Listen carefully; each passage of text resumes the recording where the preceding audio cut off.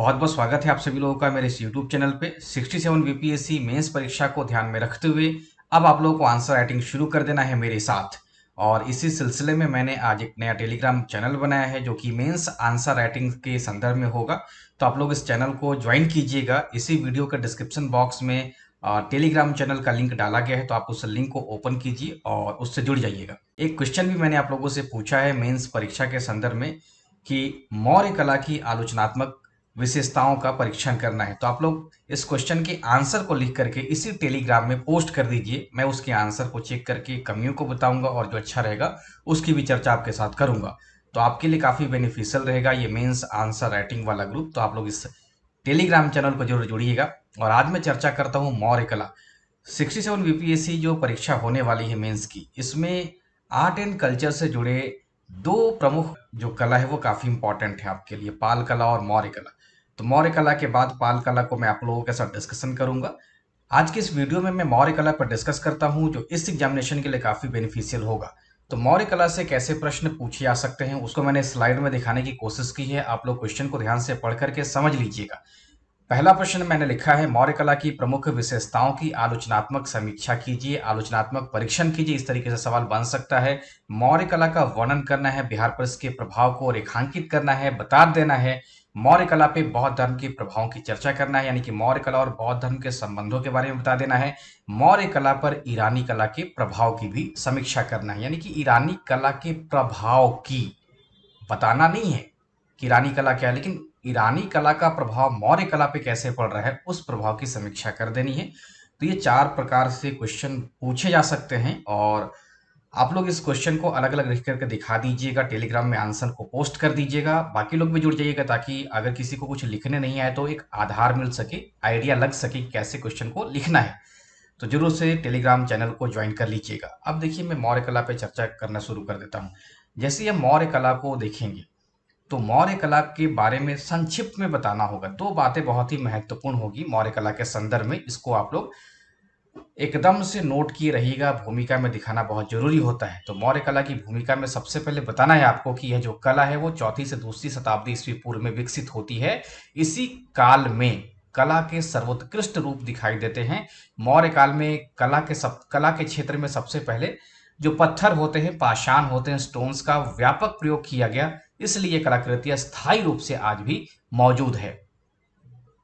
तो इस तरीके से एक संक्षिप्त इंट्रोडक्शन लिखा जा सकता है। आप अपनी भाषा में इसको अलग तरीके से लिख सकते हैं। गौर करने वाली बात रहेगी कि मौर्य कला की भूमिका के बारे में अगर समझने के पर्पज से मैं बताऊं आप लोगों को, तो ध्यान रखिएगा कि भारत के इतिहास में मौर्य काल में ही सबसे पहले कला का उत्कृष्ट या सर्वोत्कृष्ट रूप दिखाई देता है। इससे पहले भी कला का रूप प्रचलन में था, खास करके हड़प्पा काल में। तो उस समय उच्च स्तर की जो मूर्ति कला थी और जो वास्तु कला था उसका अस्तित्व तो था, लेकिन मौर्य काल से पहले के युग में दरअसल कला के लिए लकड़ी का इस्तेमाल होता था, मिट्टी का इस्तेमाल होता था, घास फूस का इस्तेमाल होता था। इसी कारण से वो वस्तुएं या वो कलाकृतियां स्थायी रूप से मौजूद नहीं थी।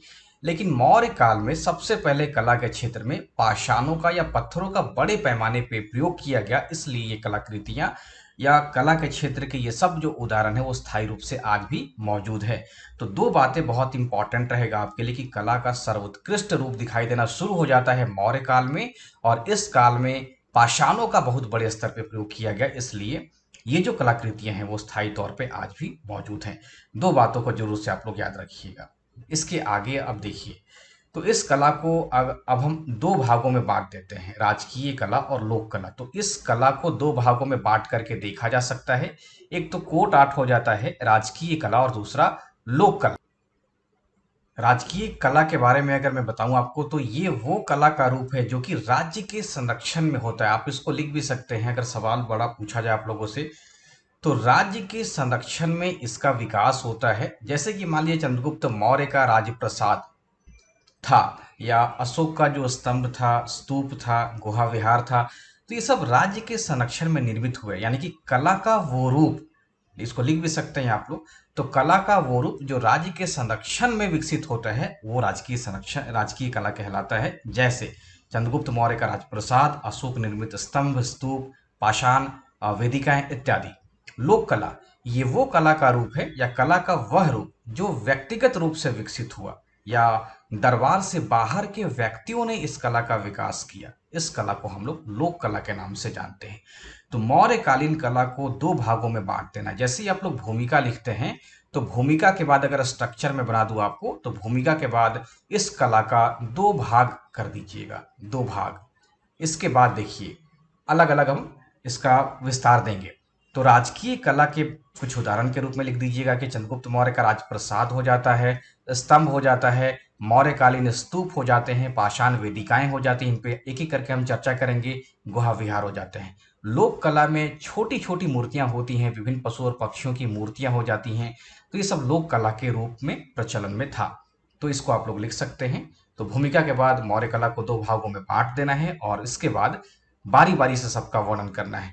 दो भागों में बांटने के तुरंत बाद आप लोग चंद्रगुप्त मौर्य के राजप्रसाद पे ही चर्चा कीजिएगा। चाहे तो एक डायग्राम भी दिखाया सकता है, जैसे इसमें आप लिख दीजिए मौर्य कला और इसको ऐसे दो भागों में बांट दीजिएगा। एक तरफ राजकीय कला कर दीजिएगा, एक तरफ लोक कला कर दीजिएगा और राजकीय कला के नीचे तीर खींच करके कुछ उदाहरण को लिख दीजिएगा। चंद्रगुप्त मौर्य का राजप्रसाद, अशोक निर्मित स्तंभ, स्तूप, पाषाण वेदिकाएं, गुफा विहार इत्यादि।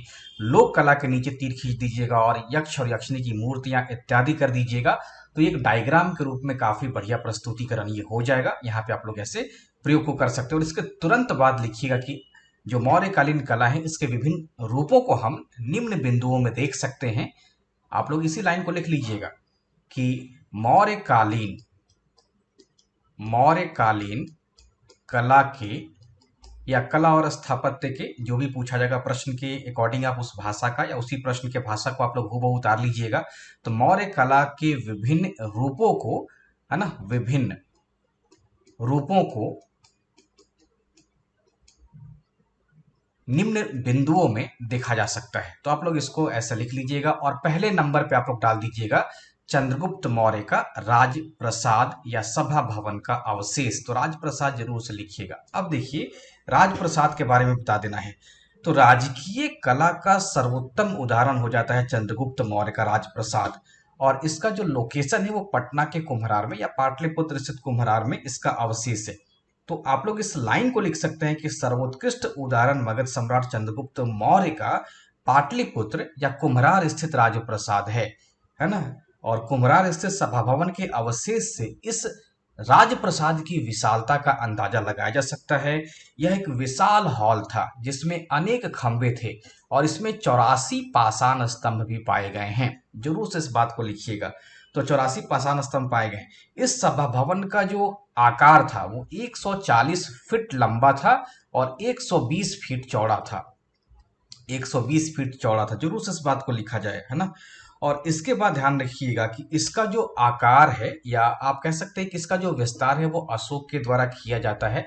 इस राजप्रसाद की विशेषताएं थी कि इसका जो छत था और इसका जो फर्श यानी कि जमीन, तो इसका जो छत और इसका जो फर्श था वो दरअसल लकड़ी का बना हुआ था और जो पाषाण स्तंभ थे वो बलुआ पत्थर के बने हुए थे। तो इस बात को भी आप लोग जरूर से लिखेंगे कि इस सभा भवन का या चंद्रगुप्त मौर्य के राजप्रसाद के जो छत थे या जो फर्श था वो दरअसल लकड़ी का बना हुआ था, जबकि इसमें जो स्तंभ थे वो दरअसल बलुआ पत्थर के बने हुए थे जिस पर चमकदार पॉलिश भी की गई है। इस बात को आप लोग लिखेंगे। इन स्तंभों पर यानी कि जो चंद्रगुप्त मौर्य के राजप्रसाद का जो स्तंभ था इस पे दरअसल मूर्तिकला और चित्रकला की जो उदाहरण है वो भी दिखाई देते हैं। तो आप लोग इसको लिख दीजिएगा, बड़ा इंपॉर्टेंट ये रहेगा। तो कुल मिलाकर के चंद्रगुप्त मौर्य के राजप्रसाद की विशेषता बताने के बाद आप लोग इसकी उपमा भी दीजिएगा। जैसे मान लीजिए कि अलग अलग लोगों ने इसकी उपमाएं भी दी हैं। जैसे सबसे पहले एरियन, जो कि यूनानी यात्री और लेखक था, तो एरियन के स्टेटमेंट को दिया जा सकता है कि एरियन ने चंद्रगुप्त मौर्य के इस राजप्रसाद के बारे में कहा था कि यह राजप्रसाद सूसा और एकवितना की राजभवनों से या राजमहलों से भी ज्यादा श्रेष्ठ है, ज्यादा भव्य है। जरूर से इस बात को लिख सकते हैं, श्रेष्ठ है या भव्य है। फाहियान ने इस सभा भवन को देख करके कहा था कि यह दरअसल देव निर्मित है या देवताओं के द्वारा निर्मित है। तो इस तरीके से इसकी उपमा जरूर दे दीजिएगा ताकि चंद्रगुप्त मौर्य के राजप्रसाद के भव्यता के बारे में आप उसको लिख सकें, दिखा सकें। तो इसको लिख दीजिएगा। अब देखिए राजप्रसाद के बारे में बताने के बाद से आप लोग को तुरंत स्तंभ के बारे में लिखना शुरू कर देना है। समझने के पर्पज से आपको थोड़ा बहुत ध्यान में रखने की आवश्यकता रहेगी कि चंद्रगुप्त मौर्य के राजप्रसाद के बारे में बताने के बाद जैसे हम अशोक तक बढ़ते हैं तो अशोक आते आते मौर्य कला के जो उदाहरण हैं वो अधिक संख्या में मिलना शुरू हो जाता है, जो कि स्तंभ के रूप में, स्तूप के रूप में, पाषाण वेदिकाओं के रूप में, गुहा विहार के रूप में दिखना शुरू हो जाता है। तो इसी सिलसिले में इसके तुरंत बाद ध्यान रखेंगे कि आपको स्तंभ के बारे में बता देना है।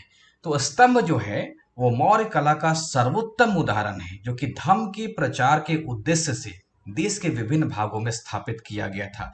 इन स्तंभों की संख्या निश्चित नहीं थी, संभवतः 30 से 40 की संख्या में ये स्तंभ रहे होंगे। और इसके दो प्रकार हो जाते हैं, आप चाहे तो इसको ऐसे भी प्रकार लिख सकते हैं, दो प्रकार हो जाते हैं। एक तो वैसे स्तंभ जिनपे धम्म लिपियां खोदी हुई हैं, और एक वैसे स्तंभ जो कि सादे हैं। तो नीचे लिख दीजिएगा धम्म लिपि युक्त स्तंभ और धम्म लिपि से रहित या सादे स्तंभ, दो तरीके से आप लोग इसको जरूर से लिखिएगा।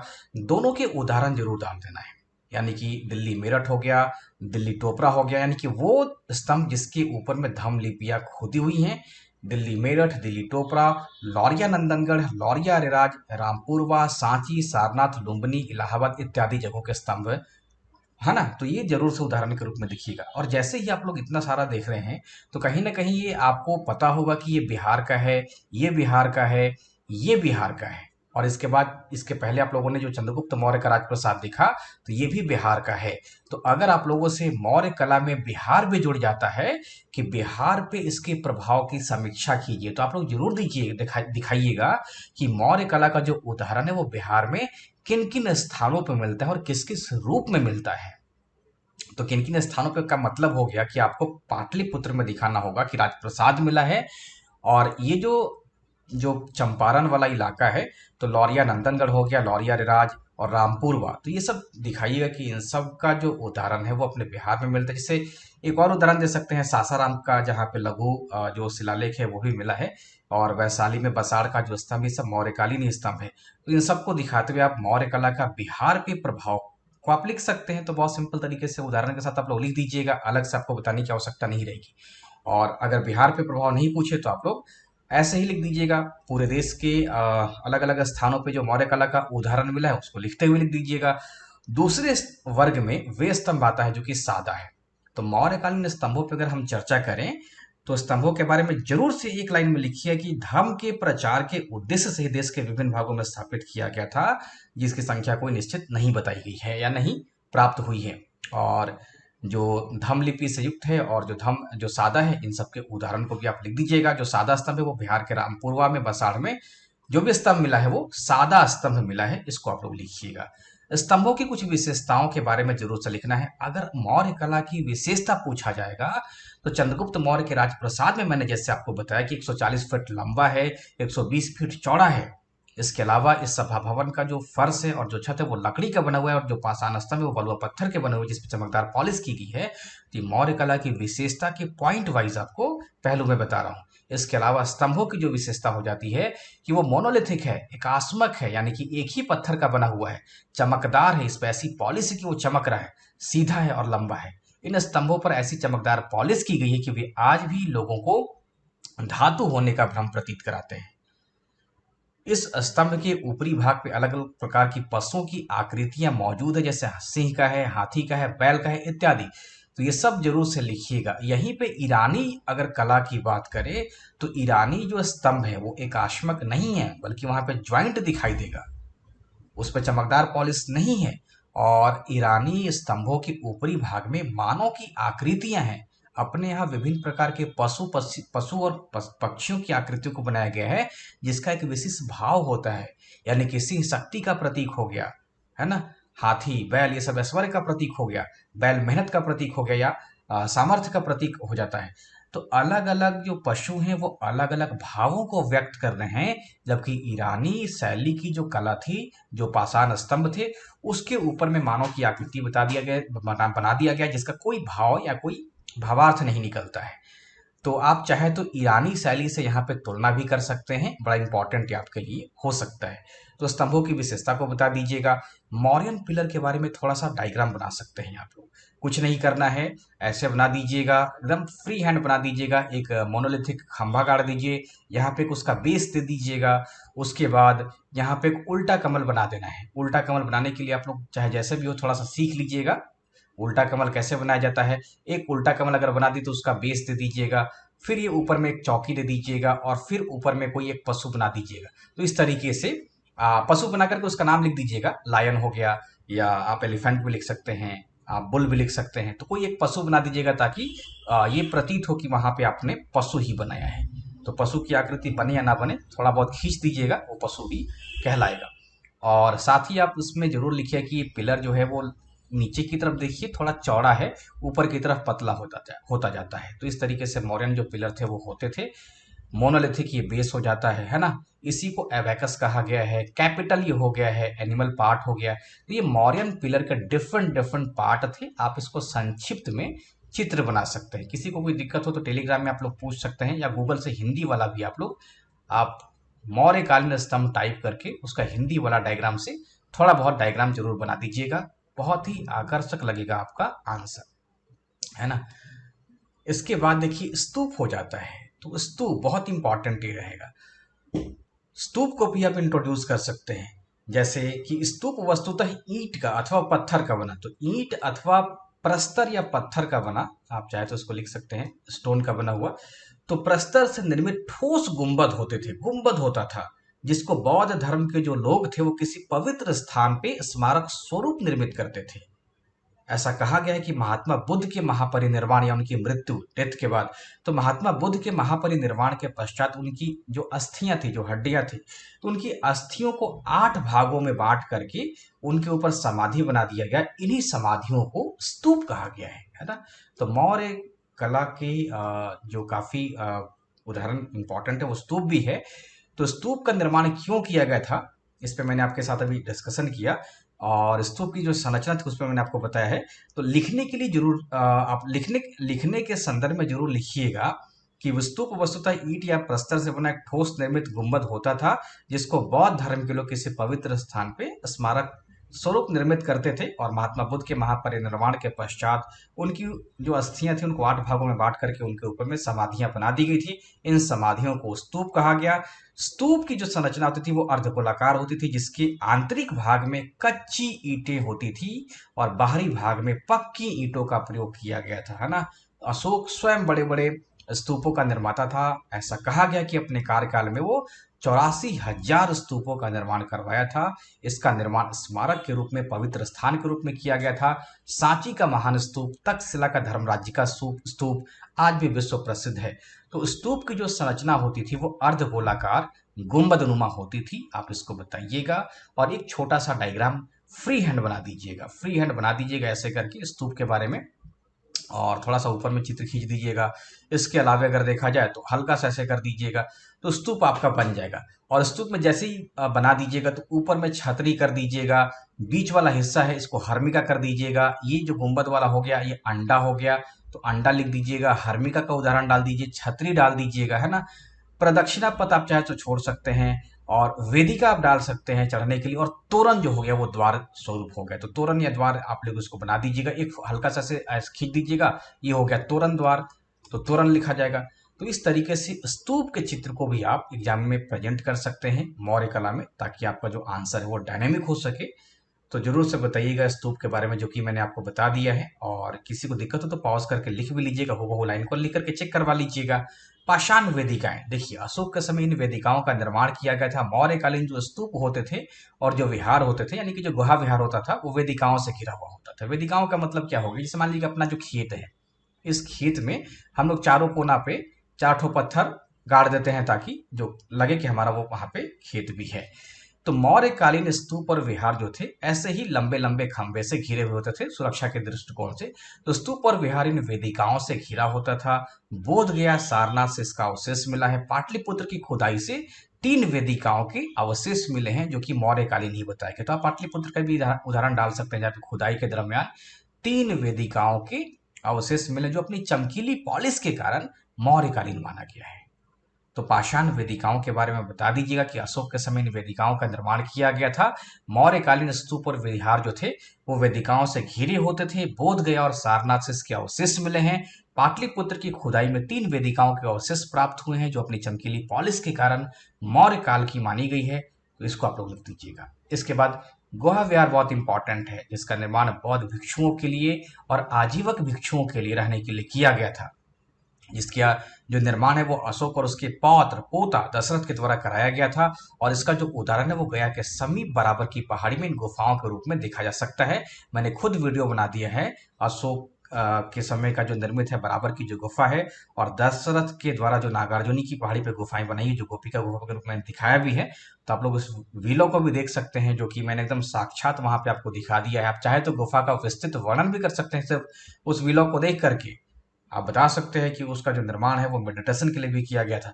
तो इसका निर्माण जो किया गया था वो बौद्ध भिक्षुओं को रहने के लिए किया गया था। अशोक और उसके पौत्र दशरथ ने कराया था। गया या जहानाबाद के समीप बराबर की पहाड़ी पर इन गुफाओं का रूप आज भी मौजूद है। इन गुफाओं के भीतरी भाग पे चमकदार पॉलिश की गई है। आप उस वीडियो को देखिएगा तो आपको दिखाई देगा। तो चमकदार पॉलिश की गई है ना। और इस गुफा का निर्माण जो ऋषि मुनि थे या जो भिक्षु थे वो दरअसल मेडिटेशन के पर्पज से भी करते थे, है ना। तो बराबर की गुफाओं पे मैंने दिखाया था कि वहां पे कर्ण चौपड़ गुफा, सुदामा गुफा, है ना, और विश्व झोपड़ी की जो गुफा है वो थी। और जो नागार्जुनी की पहाड़ी है वहां पे आपको नागार्जुनी गुफा या गोपिका गुफा दिखाई दिया था, और लोमेश ऋषि की जो गुफा है वो दिखाया गया था। तो इन सबको आप लोग लिखिएगा गुहा विहार के रूप में। मौर्यकालीन मूर्ति कला भी काफी प्रचलन में रहा था। पशु पक्षी यक्ष यक्षिणी की मूर्तियां पाई गई हैं। उड़ीसा में हाथी के आकार की है ना विशाल मूर्ति विद्यमान है जो धौली नामक चट्टान को काट करके बनाई गई है। उत्तराखंड के देहरादून के पास कालसी नामक चट्टान को भी काट करके या कालसी नामक स्थान पर भी एक हाथी की आकृति बनाई गई जिसके पैरों के बीच में गजतमे इंडिकेट किया गया है या गजतमे इंगित है। तो गजतमे जरूर से याद रखेंगे। तो 2 उदाहरण दे सकते हैं मूर्ति कला का, उड़ीसा का जो धौली चट्टान है वो, और उत्तराखंड का जो कालसी जगह है वहां पे, है ना। जैसे आप लोग पीटी में पढ़ते होंगे अशोक का जो शिलालेख है ना। तो जैसे ही आप लोग अशोक का जो शिलालेख पढ़िएगा, यानी कि चट्टानों पे जो लेख लिखा गया है वो, तो धौली है ना, और जौगढ़ है, वो सब आप लोग पढ़े होंगे। कालसी, गिरनार, हीराकुद, सोपारा, है ना। तो ये सब आपको मैंने पढ़ाया भी है। तो धौली नामक चट्टान को काट करके हाथी की आकृति बनाई गई है। ठीक वैसे ही देहरादून के पास कालसी नामक स्थान पे हाथी की आकृति बनाई गई है, जिसके पैरों के बीच में यानी कि अग्रभाग के दोनों पैरों के बीच में गजतमे लिखा हुआ है। तो आप मूर्ति कला के बारे में भी लिख सकते हैं।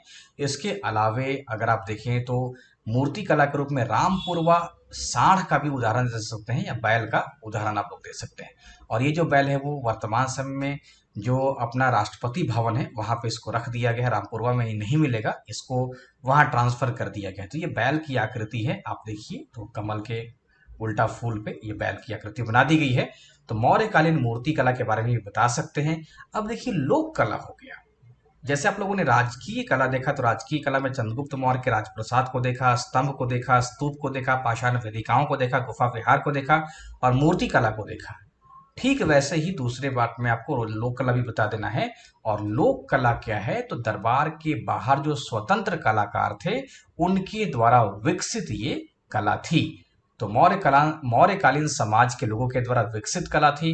कलाकार स्वतंत्र रूप से भी मूर्तियां बनाते थे, जिसमें देवी देवताओं, पशु पक्षियों, यक्ष यक्षिणियों की मूर्तियां अनेक स्थानों से जो खुदाई हुई है वहां से प्राप्त हुई है।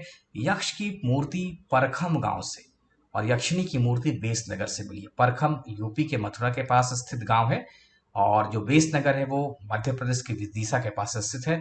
पटना के दीदारगंज से चामर ग्रहणी मूर्ति मिली है। इसके अलावा यहीं से एक जैन तीर्थंकर की भी मूर्ति प्राप्त हुई है। इसके अलावे सारनाथ, मथुरा, हस्तिनापुर, कौशाम्बी, कुम्भरार, बसाड़ इत्यादि से भी मूर्तियां पाई गई हैं। तो दरबार के बाहर जो स्वतंत्र कलाकार थे उनकी कलाओं को भी आप लोग लिखिएगा, हूबहू आप लिख सकते हैं। और ये चामर ग्रहणी मूर्ति है जो कि पटना के दीदारगंज से प्राप्त हुई है। तो इस मूर्ति के बारे में जरूर आप बता सकते हैं। अब देखिए मौर्य कला का बौद्ध धर्म से क्या संबंध है। तो सबसे पहला पॉइंट आप लोग कि जो बौद्ध धर्म की जो अलग अलग परंपराएं थी, तो श्रमण परंपरा का संरक्षण भी होता है। जैसे मान लीजिए कि बुद्ध की मूर्ति बन गई है, तो श्रमण परंपरा का संरक्षण हो रहा है। मठों का निर्माण किया गया, स्तूपों का निर्माण किया गया, विहारों का निर्माण किया गया, बौद्ध भिक्षुओं को रहने की जगह दी गई। तो कहीं ना कहीं आपको बौद्ध धर्म से ये सब संबंध आपको दिखाई देगा, है ना। तो बौद्ध धर्म से आप संबंध के रूप में पॉइंट वाइज डाल सकते हैं कि इस जो कला का संबंध है वो श्रमण परंपरा के संरक्षण से है। मठों का, स्तूपों का, विहारों का निर्माण बौद्ध भिक्षुओं के लिए किया गया, है ना। सांची के स्तूप के बारे में आप बता सकते हैं। प्रस्तर स्तंभों का निर्माण किया गया। सारनाथ का सिंह शीर्ष स्तंभ इसमें सबसे उत्तम है, जिसको स्वतंत्र भारत की सरकार ने अपने राज्य चिन्ह के रूप में इस्तेमाल किया है। सारनाथ का जो सिंह शीर्ष स्तंभ है वो लगभग 7 फीट ऊंचा है ना।